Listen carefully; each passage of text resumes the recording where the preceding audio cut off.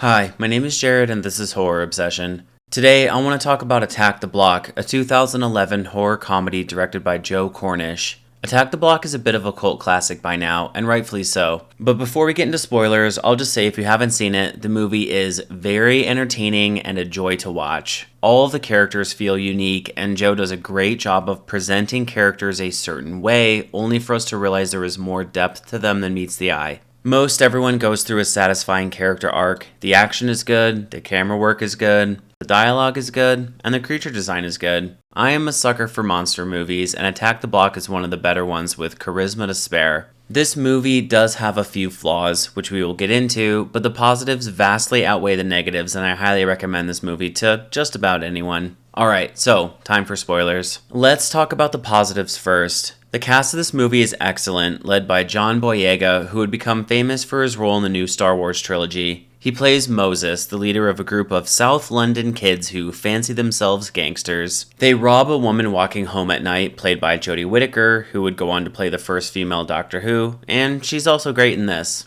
I wouldn't say the script gives either of them room to really put on a powerhouse performance with their acting, as the charm of this movie comes primarily from the very well-written story and the creature design. But they both do excellent work with what they are given, and their characters feel relatable and realistic.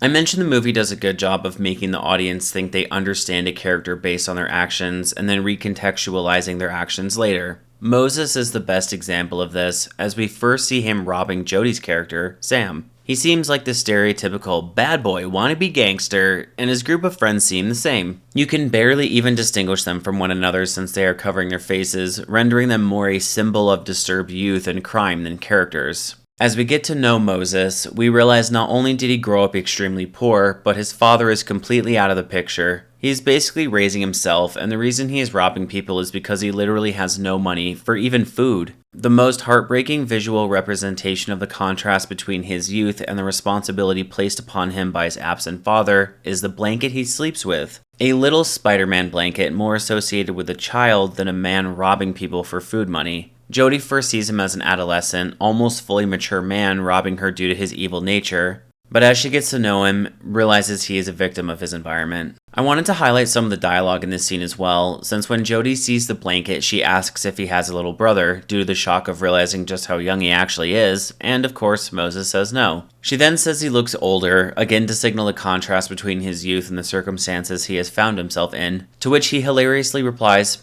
"Thanks." This is such a realistic way a kid would respond to this, as kids always want to be seen as more mature and older, and is a good encapsulation of the snappy, well-paced dialogue that defines the movie. Speaking of the dialogue, I would say one of the weaknesses of this movie for me is the thick South London accent most of the characters have. I don't have a horrible time understanding them, but there are definitely moments when I have kind of a hard time understanding what they're saying. It doesn't help that they are also using a lot of London slang. Well, I presume that's what it is, but I'm hardly an expert on the topic. It does add to the realism of the film, and overall it helps with the world building and endearing the audience to these characters, so it isn't a bad thing by any means, but it can be a little difficult at times. Let's talk a little about the plot of this movie. I already mentioned how the movie starts off with Moses and his friends robbing Sam. One of the things that makes this movie really well paced is the fact each scene leads perfectly into the next. I mentioned this during my Terrifier video, but Matt and Trey with South Park really advocate for but and therefore writing instead of and then. You don't want one scene that's just like, well, what was the point of that scene?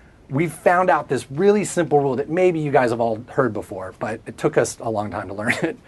But we can take these beats, which are basically the beats of your outline, and if the words and then belong between those beats, you're f***ed, basically. You got something pretty boring. What should happen between every beat that you've written down is either the word therefore or but, right? So what I'm saying is that you come up with an idea and it's like, okay, this happens, right? And then this happens. No, it should be this happens and therefore this happens. But this happens, therefore this happens. And that, as soon as we are able to, and literally sometimes we'll write it out to make sure we're doing it. We'll have our beats and we'll say, okay, this happened, but then this happens, and that affects this, and that does to that, and that's why you get a show that feels like, okay, this to that, to this to that, but this, here's the complication, to that.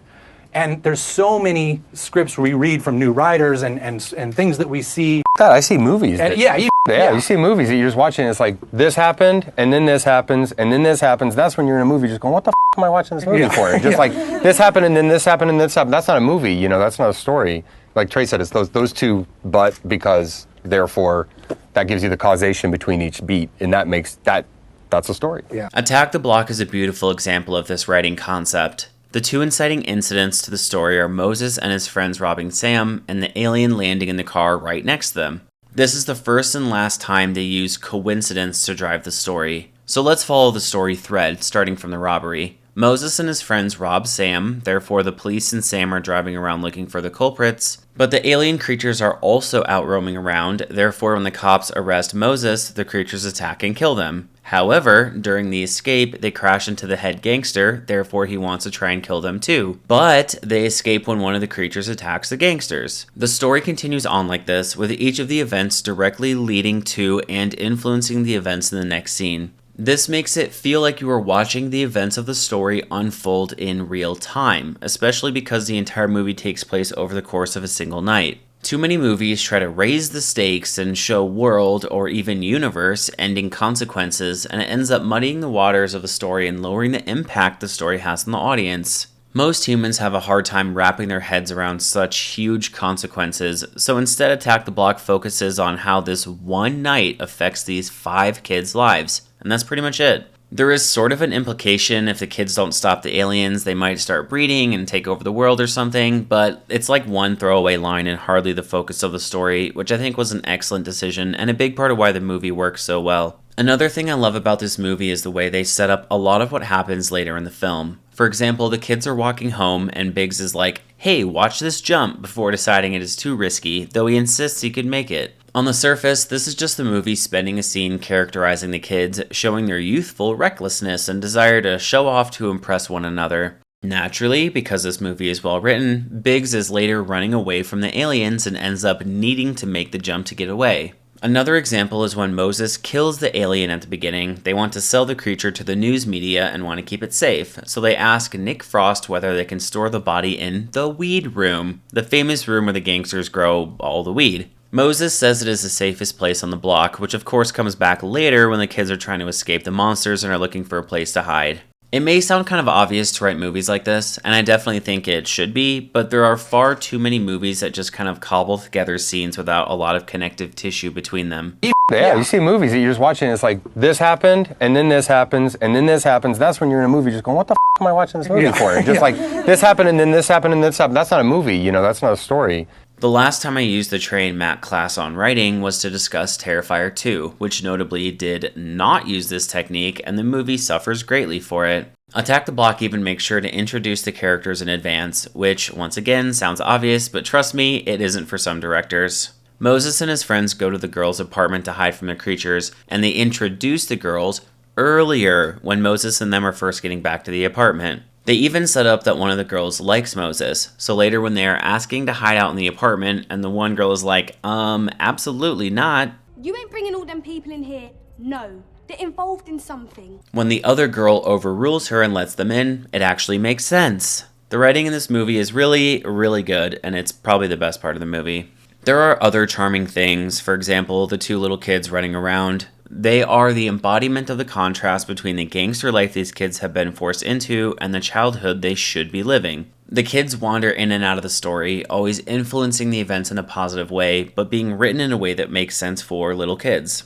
They fill a squirt gun with gasoline or kerosene or something and use it to light an alien on fire to save Biggs. They want to be grown up, much like the core group of kids, and insist the other kids call them Probs and Mayhem, a funny little character arc that ends with the older kids respecting them and calling them by their gangster names. I wouldn't say the kids save the movie because it would be good without them in it, but they elevate the movie significantly and help the back and forth between comedy and horror.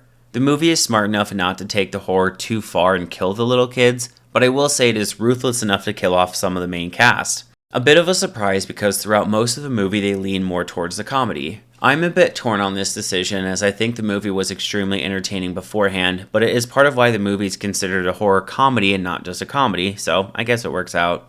If you want to have a sense of danger around every corner, I think it would make more sense to have someone die early on so the audience feels the characters are in danger, though that might have messed up the playful tone they were going for early, I don't know. Attack the Block is honestly great as it is, but that is something that I think could have been executed a little bit better. Overall, Attack the Block is an excellent little gem of a movie. The screenplay should be studied by aspiring writers, keeping in mind the advice from Matt and Trey about how to structure a film and lead from one scene to the next. The characters have exactly enough depth to make the script work, and the actors are all good enough to bring those characters to life. The story and the characters basically carry the entire film, somewhat of a surprise for a horror movie, but not a huge surprise for a comedy, which is probably why this movie leans way farther into the comedy genre than the horror genre. However you want to classify this movie, it sure is a good one, and that's coming from someone with a crippling horror obsession.